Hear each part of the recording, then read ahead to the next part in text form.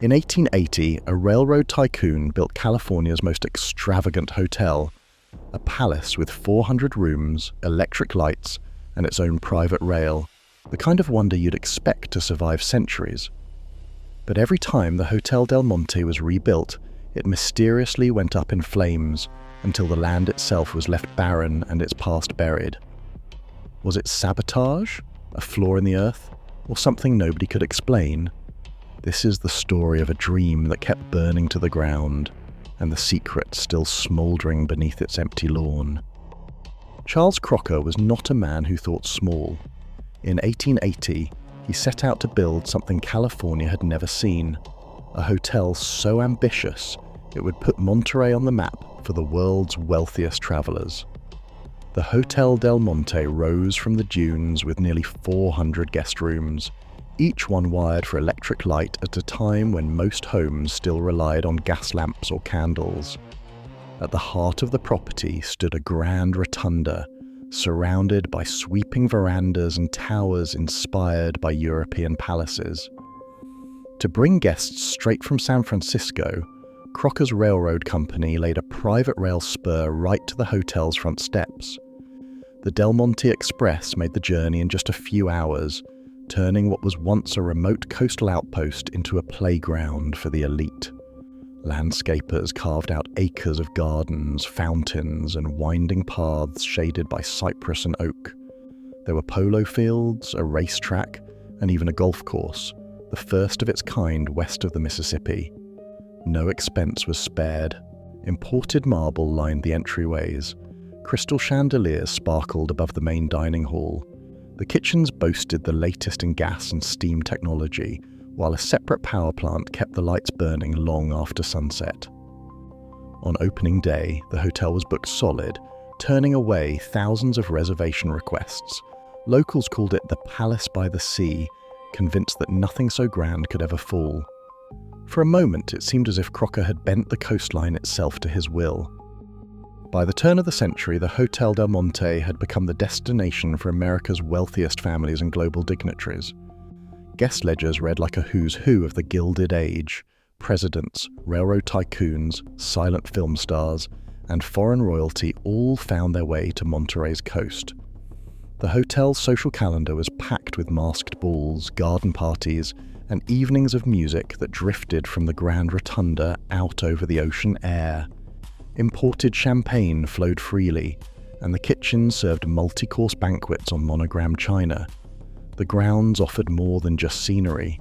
In 1881, the hotel launched 17 Mile Drive, a scenic carriage route winding past dramatic cliffs and cypress groves. It quickly became an attraction in its own right, drawing guests to the edge of the continent for picnics and painting excursions. Sporting life thrived under the stewardship of Samuel F. B. Morse, who later managed the property and expanded its reputation as the West's playground for golf, polo, and yachting. The Del Monte Cup, a polo tournament, drew crowds from across the country, and the sound of hooves and cheers echoed across the lawns each summer. Evenings at the hotel shimmered with candlelight and the quiet hum of conversation beneath crystal chandeliers. Yet, behind the glamour, staff sometimes spoke of odd happenings: doors that wouldn't stay closed, lights flickering without cause, and the faint scent of smoke in empty corridors. For most guests, though, the Del Monte was pure enchantment. Its promise seemed as solid as its marble floors, and no one imagined that anything could threaten the Palace by the Sea. June 1st, 1887 began like any other day at the Hotel Del Monte. By nightfall, the Grand Rotunda was gone. Flames erupted without warning, racing through the main wing and leaping across the gardens. Guests and staff ran for the exits, some barely escaping with their lives. Witnesses later claimed the fire seemed to start everywhere at once. No lightning, no kitchen accident, no broken wires. The hotel's brand new electrical system, inspected just days before, survived untouched in the ruins. Firefighters arrived to find the building already consumed. By dawn, the Palace by the Sea was a blackened skeleton, its marble floors covered in ash. Newspapers across California called it a tragedy, but their headlines carried a hint of disbelief. The San Francisco Chronicle asked, "How could such a marvel vanish in a single night?" Reporters quoted guests who described smoke pouring from closed rooms and flames that moved against the wind. Some spoke of a strange, charged air before the blaze, like a storm about to break, though the skies had been clear. The hotel's owners wasted no time. Plans for a new Del Monte were drawn up before the embers cooled. Yet, in the years that followed, the story of the fire grew more unsettling. Staff whispered about the night the hotel burned from the inside out, and local papers began to ask whether the land itself was to blame. By the time a second disaster struck decades later, the idea of coincidence had started to fade. After the devastation of 1887, confidence in technology became the new cornerstone of the Hotel Del Monte's rebirth. By 1910, architects and engineers promised a resort that could finally stand against disaster. The third hotel rose behind thick brick walls and steel beams, its corridors lined with fire doors and the latest electric alarms. Brochures boasted of fireproof construction, a claim that reassured guests and investors alike. Insurance inspectors toured the property, noting compartmentalized wings and masonry stairwells. For a time, it seemed the old curse had been conquered by modern design, but beneath the surface, unease lingered.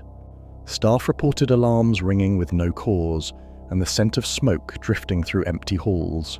Maintenance logs recorded scorch marks in rooms that had been locked for weeks. Some guests complained of sleepless nights, unnerved by strange lights flickering outside their windows. These warnings were quietly dismissed as nerves or faulty wiring, the price of running a hotel so vast and complex. Then, on the night of September 27, 1924, disaster returned. Flames erupted in the central wing, spreading with a speed that stunned firefighters. The so-called fireproof barriers failed to hold back the inferno. Witnesses described a strange glow rising from the gardens moments before the blaze reached the building, as if the earth itself was burning upward. Investigators combed the ruins for weeks, but found no evidence of electrical faults, no sign of arson, no clear point of origin. Once again, all that remained was ash and unanswered questions. The promise of safety had vanished in a single night, leaving behind only the pattern of loss. In 1942, the US Navy took control of the former hotel grounds, transforming what was left into the Naval Postgraduate School. The old resort's footprint became a patchwork of academic buildings and parade fields. But the heart of the property, the grand lawn where the rotunda once stood, remained empty. Decades later, the open grass still stretches wide, untouched by new construction. Mature cypress and oak trees, some with limbs twisted by years of coastal wind, stand as quiet witnesses to what came before. Locals point to the oldest trees and speak of blackened bark or odd scars, though official records chalk it up to weather and time. Even now, the past seems to linger in the landscape. Historians and engineers have spent decades debating why the Hotel Del Monte could never escape disaster. Some point to stories that long before Crocker's Railroad, the land was sacred to the Rumsen Ohlone people. Rumors of ancient burial grounds that, while never proven by archaeological evidence, linger in local memory. Others look for answers beneath the surface. Fire scientists have studied the soil, searching for signs of natural gas or underground faults that might spark sudden combustion, but no surveys have found anything unusual beneath the Monterey Sands. A few researchers have tried to comb through old insurance and maintenance records, hoping for a missing clue, only to find gaps where documents should be. With so many theories and so little proof, the mystery of the hotel's fate remains unsolved, leaving more questions than answers. Between 1887 and 1924, the Hotel Del Monte burned to the ground 3 times, each disaster documented by fire logs, newspaper reports, and eyewitness statements. Despite thorough investigations, the official cause was never determined. No electrical fault, lightning, or open flame could be traced in any case. Even the 1910 fireproof rebuild failed against the unexplained spread of fire. Today, the site serves as the Naval Postgraduate School, and the original rotunda lawn remains unbuilt, while century-old trees show irregular charring documented in campus surveys. Historians cite persistent rumours about ancient burial grounds, while engineers point to rare soil gas events, yet no archival record confirms either as the cause.